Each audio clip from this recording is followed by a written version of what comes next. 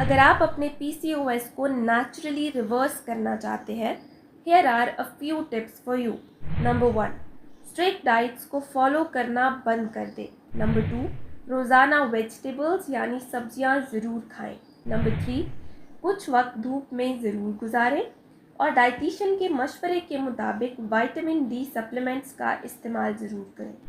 Number 4, choose लो glycaemic index carbohydrates. अगर आपको समझ नहीं आया ये पॉइंट तो कमेंट करें हेल्प. नंबर 5, शुगर यानी चीनी का इस्तेमाल कम से कम करें.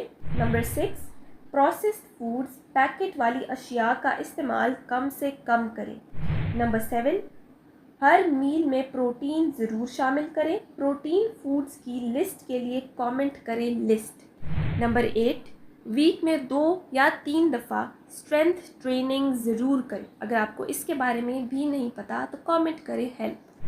Number 9, seek professional help. Focus on a good diet and a good lifestyle because दवाइयों से आपका PCOS ठीक नहीं होने वाला.